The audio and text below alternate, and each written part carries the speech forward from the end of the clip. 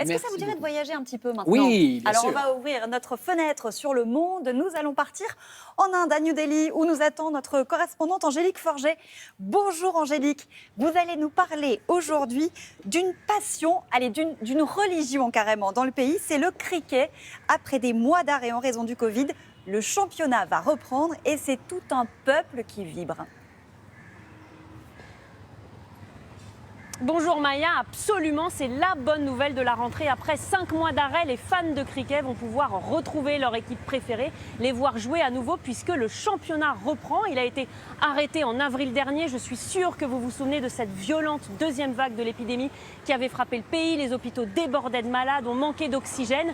À cause du variant Delta, tout était suspendu, même les matchs de cricket donc. Mais maintenant, cela va beaucoup mieux ici en Inde, à tel point que les matchs donc peuvent reprendre. C'est très symbolique. Cela veut dire que le pays est en train de tourner la page et c'est important pour les Indiens parce que le cricket ici, plus qu'un sport, vous l'avez dit, c'est une religion. Tout le monde en parle, presque tout le monde en fait. C'est vraiment l'un des ciments de la société indienne. Regardez ce reportage réalisé avec Bhavan Goswami et Raoul Khatri. C'est un rendez-vous qu'ils ne ratent sous aucun prétexte. Tous les jours pendant 2 heures après leur cours, ces lycéens s'entraînent au cricket.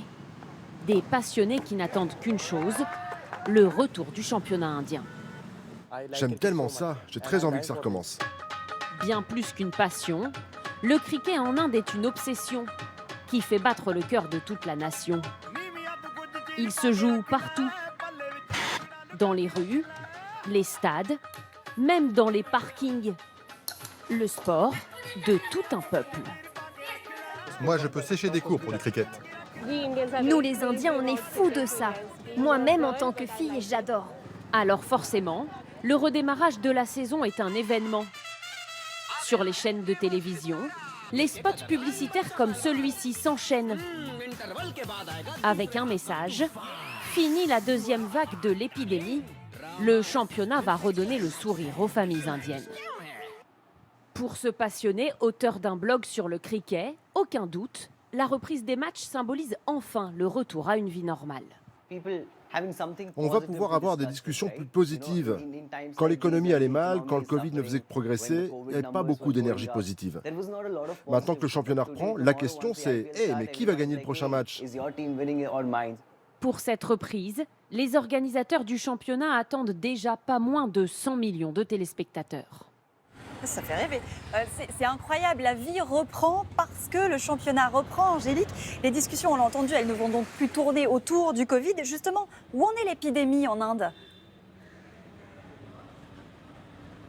Écoutez, si on regarde la courbe, il y a de quoi être soulagé. Après le pic d'avril et mai, on est aujourd'hui dans le creux de la vague. Même si l'épidémie semble être en train de repartir dans le sud du pays, certains experts craignent qu'une troisième vague ne frappe l'Inde vers la mi-septembre. Alors, est-ce que cela veut dire que le cricket devra être mis à l'arrêt une nouvelle fois? Eh bien non, puisque les organisateurs ont pensé à tout. Ils ont décidé de délocaliser tous les matchs. Cela veut dire que la prochaine rencontre entre Bombay et Chennai n'aura pas lieu en Inde, mais à Dubaï, aux Émirats Arabes Unis.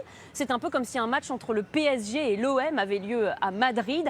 Alors ce n'est pas la première fois que les Émirats accueillent un match du championnat indien, mais cela veut bien dire que toutes les précautions sont prises pour que les Indiens puissent continuer à voir jouer leurs héros, même si tout cela doit se passer devant la télé. Merci beaucoup Angélique. Angélique Forget en direct de New Delhi.